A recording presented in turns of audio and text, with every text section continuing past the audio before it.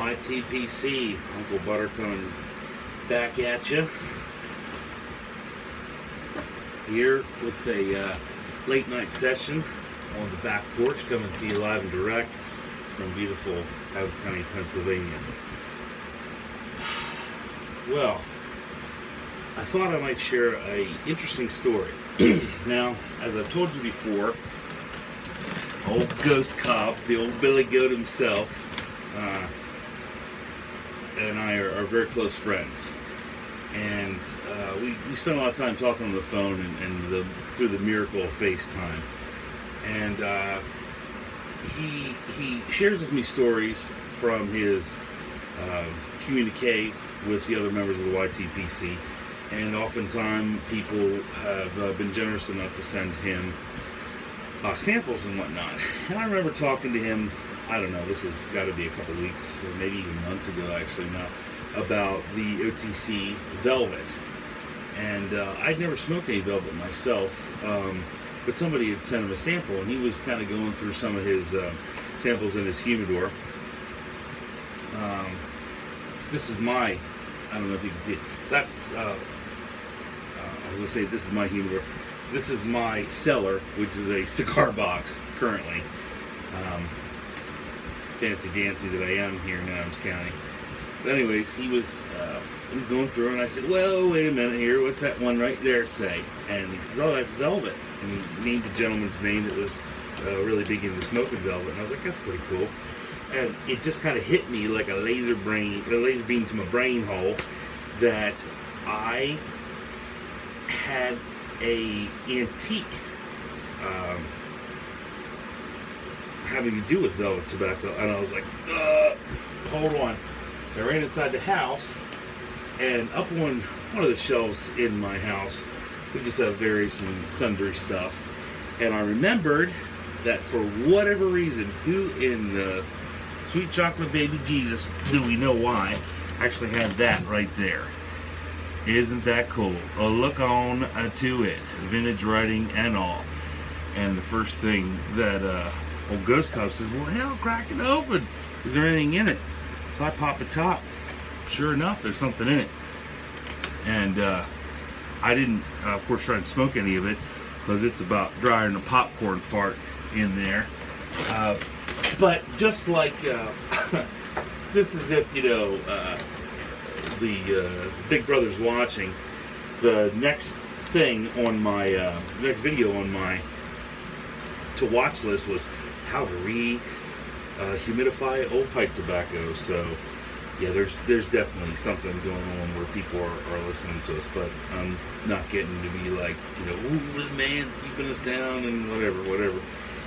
But I thought it was pretty cool, you know, and him and I had a good laugh about it, and we shared a pipe this afternoon, or I don't know if it was this afternoon or yesterday. Of course, I can't really remember what day it is most days anyway. They all end in Y here, though. But I thought I'd share that story with you, because some of these tobacco brands, as you well know, have been around for quite a long time, and it's interesting to just see the evolution of the art and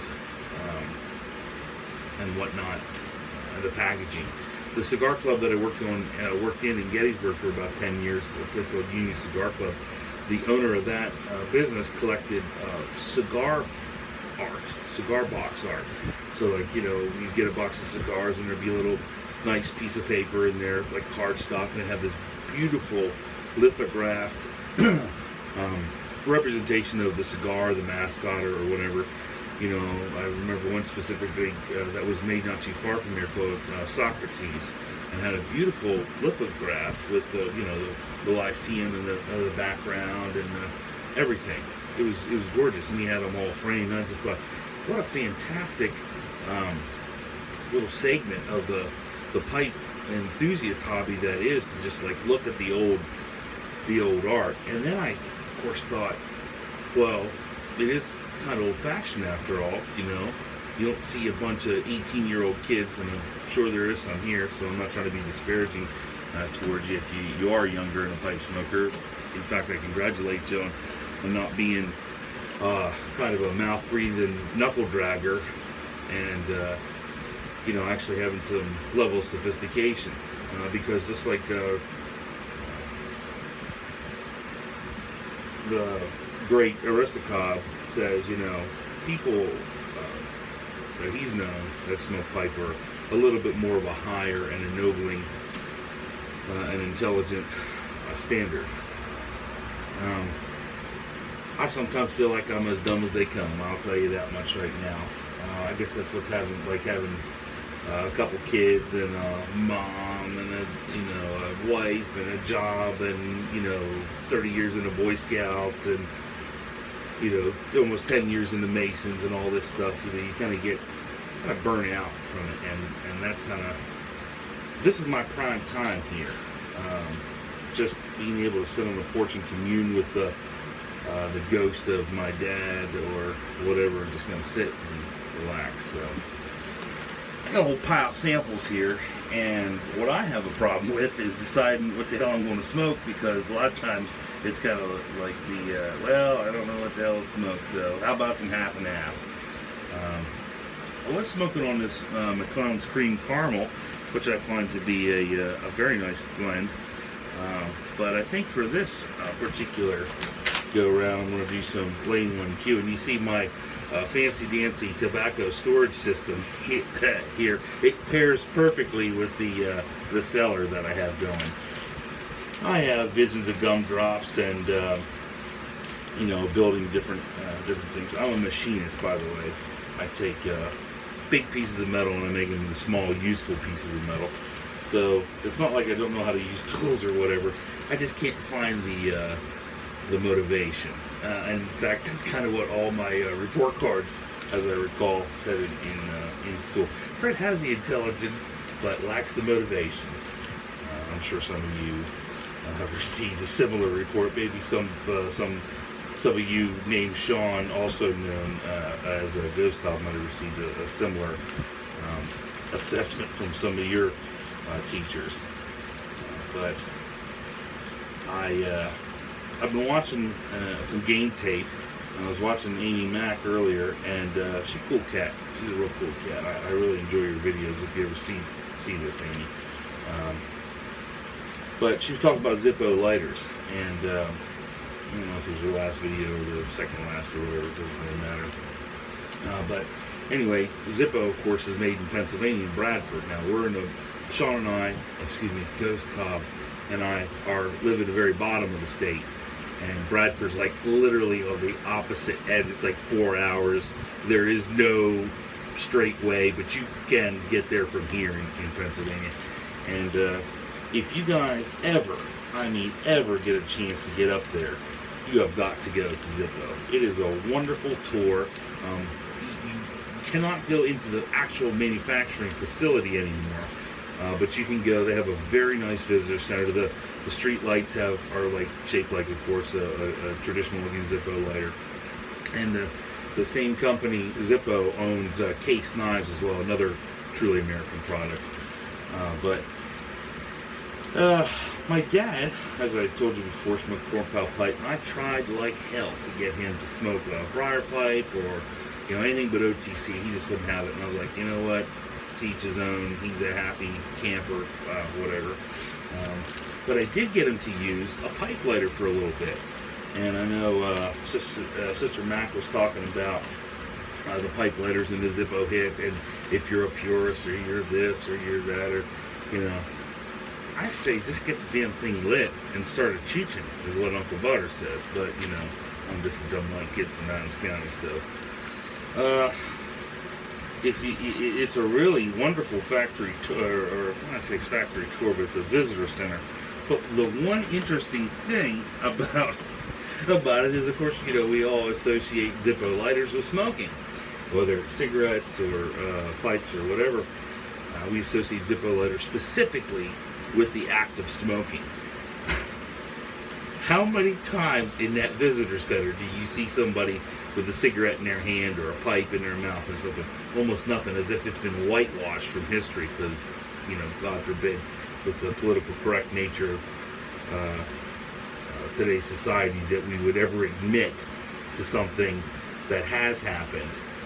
We deal with that a lot around here with the Confederate flag being near Gettysburg and all the yahoos and the who yays and the day woes and the whatever, trying to, push their political agenda, which, hey, I'm not trying to knock anyone to each his own, and, you do what you want.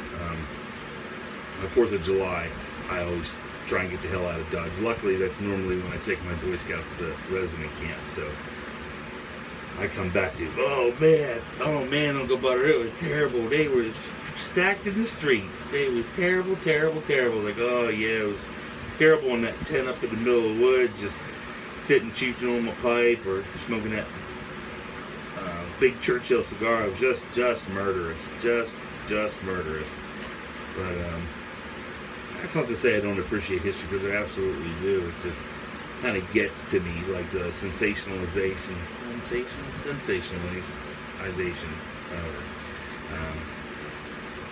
of some of these particular topics. And I'm not here to talk about my views or their views or whatever. That's not what the community is about. We're trying to stay as drama-free lately here, especially as humanly possible. But I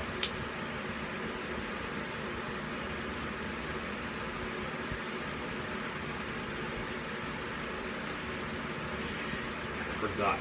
I like to put a little Lane Cherry in the Lane 1Q, and that's an excellent blend. That's an Uncle Butter approved blend if you haven't actually tried that. So, if you got kids, you know that chewing on a single bowl is just chewing on a single bowl. But when you really think about it, it's like a mini European vacation, being able to go to the shower, or go take a shower, go to the bathroom, or whatever, without somebody calling, hey dad, or here, hold, or feed, or change, or wipe this off of that, and that off of this, and put this outfit and that outfit, and gotta put them in this. I mean, they're like little brigades all to their own. They all have their own food and water and command structure and everything. They're like little army units, each kid. It's kind of interesting.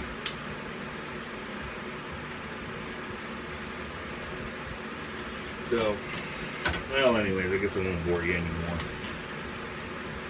But if you're out there in the antique stores, you could probably pick something like this velvet tin up for a little bit of nothing, or maybe $1.298. It wouldn't be terribly expensive. And that's kind of the cool stuff for folks like us, Scooby, to have. And it's interesting when you're not looking for something that doesn't jump out at you. Let me just say that over. Jeez, oh man. It's interesting when you're not looking for something, how much it does not jump out. But then when you are, you can't turn around without hitting your butt into something like that. So I'm wondering if now I'm going to see a whole bunch of art or whatever. But, well, if you're out there in the neighborhood today, because we'll have to go out in the neighborhood,